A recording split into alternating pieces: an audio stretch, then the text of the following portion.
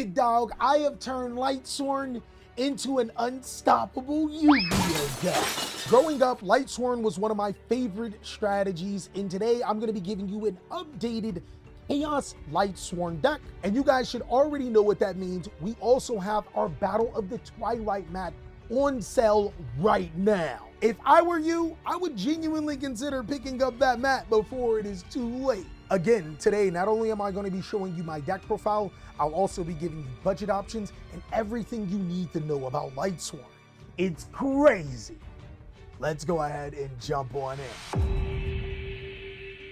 Whether it's Tearlament, Horus, or Chaos, Lightsworn can competitively be built in so many different varieties, it's hard to pinpoint which strategy is being played until it's too late. Today, not only am I going to be showing you my preference build, I'll also be giving you guys some budget options just in case you wanted to build up to this deck or maybe wanted to copy some things from this deck and maybe can't afford them. And as I've been saying in all of my profiles, you can straight up copy this build, you can improve upon it, make whatever changes you want. Just let me know down below, what do you like about Lightsworn and what are your favorite cards to play inside them?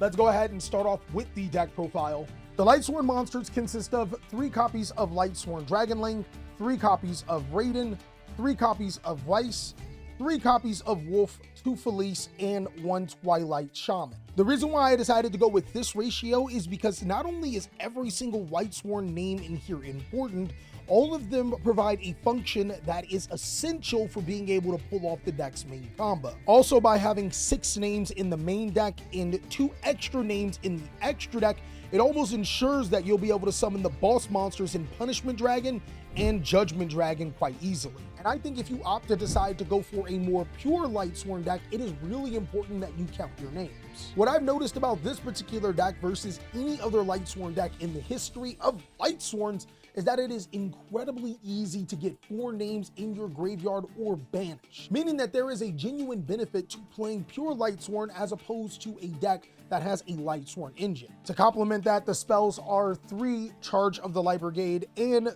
3 Solar Recharge. I'm actually not the hugest fan of Solar Recharge in this deck, and it's mainly because oftentimes you don't want to get rid of a Lightsworn monster in your hand. But being able to see 2 different cards and put 2 more cards into your graveyard is just way too good to give up. There's also 1 copy of Punishment Dragon and 1 copy of Judgment Dragon. I do think that the fusion monster is optional, but both Punishment Dragon and Judgment Dragon are such excellent board-breaking Yu-Gi-Oh cards. They're also searchable in multiple ways, and ironically, even when you don't summon them, you can use them to be able to search other cards from your deck. What I love about the Lightsworn part of the deck is that while it is only 2 dark monsters, it's actually full with light and dark monsters. It's really easy to be able to get a dark counterpart to your hand or a light monster to your side of the field. And that's actually a huge reason why I decided to go the Chaos Bestial route, is because those cards benefit the most out of being in the graveyard as opposed to the Tearlament or the Horus version, which is ironic because the Tearlament cards are the graveyard, but don't necessarily propel Lightsworn. For the Bestial monsters, there is only 2 copies of Bestial Lubellion, 2 copies of Bestial Sirenir, 1 Magnemite, 1 Druisworm, 1 Baldrake, 1 Regained, and 1 Beast. I think coolly enough, you only need 2 Bestial Lubellion in this deck. Sirenir does a lot of heavy working here, as it can send a branded Regain for you to be able to place branded beasts, or it can send Lubellion to your graveyard when you do all of the milling. Our Chaos engine is even smaller, as we only play 1 copy of Chaos Dragon Levianeer, 1 Starlead Seyfert, or I'm sorry, 2 Starlead Seyferts, and a Chaos Space. I did some long, hard thoughts about the Chaos engine, playing the black and white dragons, even playing cards like Chaos Creator. And what I came up with is that Chaos Dragon Levianeer and Starlead Seyfert are simply enough. The black and white dragons really don't do anything for the deck unless you are going to be more Exceed focused. Synchro summoning into Big Minerva only nets you 1 card where the combo requires 2, and this deck can already easily summon Heretic Seal to the side of the field. And while I do love the Chaos cards like Chaos Emperor Dragon and Chaos Creator, I really wanted to be mindful of the cards that required the graveyard, and I think that that's a pitfall that a lot of Lightsworn players fall for. Oftentimes, they want to play all of these crazy good cards that are super reliant on the graveyard, and those cards wind up being in your hand, and you not having enough resources to get cards into your graveyard. You could say that in this particular build, I cut down on that to make the deck a little bit more consistent with its hands. But at this stage of the game, I don't think that there is a wrong way to be able to play. I also want to point out that Chaos Space can send Judgment Dragon or Punishment Dragon from your hand to the graveyard to be able to search Bestial Lubellion or Chaos Dragon Levianeer. And coolly enough, both of those cards are searchable through your Lightsworn Dragon Link. Starleaf Safer can also do the exact same thing. So essentially, this deck is technically playing 3 copies of Chaos Space. But I did want it to go a little bit more tuners, and I think these last cards can be cards that you can change depending on what you think. I'm actually playing Ringworm here, and I think that this card is really cool because it can give you a free tuner monster. And I'm playing Shinobi Necro because this card is easily banishable by a Bestial monster to summon itself to the side of the field. I wanted to do a little bit more synchro heavy in this deck, and that's where my extra deck is going to be leaning towards for this first build. And the last 4 cards here are going to be 3 copies of Forbidden Droplet and 1 copy of Foolish Burial. I will say I wasn't really confident about the deck's defensive capabilities, going second and being able to break a board. But what's cool about this deck is with cards like the Bestial monsters, Judgment Dragon, Punishment Dragon, Felice, and Chaos Dragon Levianeer, this deck ironically does have natural board breaking cards. Droplet can be served as a card to help you get rid of cards in your hand that you would need to the graveyard, but also can be used offensively going first to help you further disrupt a board. I thought about cutting out a Forbidden Droplet for an Aegis of Gaia, but I'm gonna leave that up to you. What do you guys think? Should you run the 3 Droplet? Should you run 3 Talents? Or what interruption cards are you going to be playing? This entire main deck is under $100. But the extra deck is where the deck can get a little bit more expensive. So let's say hypothetically you can't afford those particular cards. And we already know that the Horus Engine and the tier limit cards are pretty expensive right now.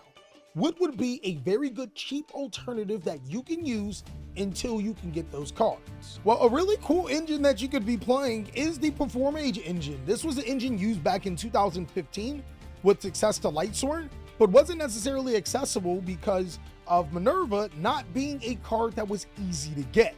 You can play 3 copies of Perform Mage Damage Juggler, 2 copies of Hat Tricker, 2 copies of Trick Clown, 1000 Blades, and 2 Lightsworn Aegis. And with this, I would strongly recommend that you swap out your Synchro monsters and go more towards an Exceed heavy base deck.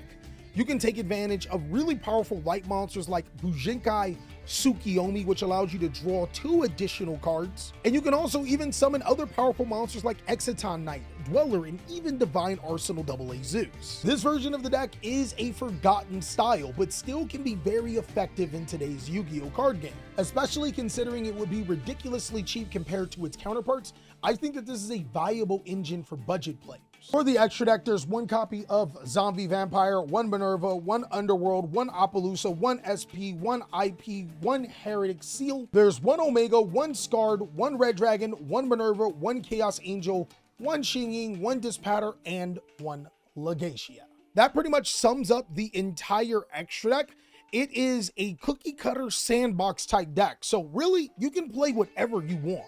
There are so many great synchros, exceeds, and even link monsters that I thought about playing.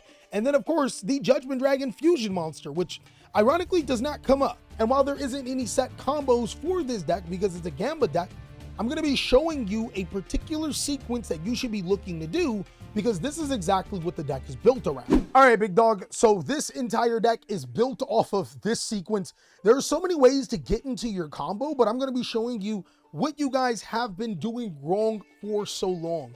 So only thing that needs to really happen is put a Lightsworn monster into your grave. If you have Dragonling plus a Solar Recharge with a target, congratulations, you have full combo. If you have just Charge of the Light Brigade and you charge the Light Brigade a Lightsworn monster into your graveyard, which 23 of the 42 cards in your deck just so happen to be Lightsworn monsters, you also have full combo. Let me go ahead and show you the Charge of the Light Brigade route. You would charge the Light Brigade for 3, add the Lightsworn Dragonling, special summon the Lightsworn Dragonling because you have a Lightsworn monster in your graveyard. You can also consequently normal summon it, but this is without your special summon. You'll special summon Felice, Then you'll synchro summon with both your Felice and your Lightsworn Archer into Minerva, trigger the effect of your Lightsworn Dragonling and your Minerva. This time around, you are going to add, well, it depends on what you mill. Let's say hypothetically you have 4 Lightsworn monsters with different names. You add Punishment Dragon. Well, actually, you probably should just add Punishment Dragon, I ain't gonna lie. And with Minerva, you send Vice and your Lumina Twilight Shaman from your deck to the graveyard. Now, Vice effect activates, you target your Twilight Shaman to summon itself, and then you use Minerva's other effect. You banish 1, 2, 3, and 4 cards. Now, if you are playing a lower Lightsworn count, you probably should only banish 3, but since, again, there are 23 ways to get into Lightsworns inside of this deck, banishing 4 is fine, because you'll be able to mill 4 cards for your Minerva, and then an additional 3 cards for your Lumina. Now, I don't necessarily have the statistics to how this will work, but the odds of you hitting something that's going to be really good is incredibly high. But let's say you did. You can still special summon out Punishment Dragon, and then use Punishment Dragon and Minerva for an Exceed summon into the Zombie Vampire. And the Zombie Vampire can then detach the Minerva to send an additional 4 cards from the top of your deck to the graveyard. So throughout this sequence, you sent 11 cards off of the deck to your graveyard, plus the 5 starting cards in your hand. You've went through almost 50% of your deck. You can also special summon a monster that was sent to the graveyard with Zombie Vampire, but we're not going to talk about it. There are so many other ways that this deck works, and I can't wait to show you guys test hands on my Patreon as a special thank you for helping me pay my editors. But until then, you guys can check out these videos so I can catch you on the next one.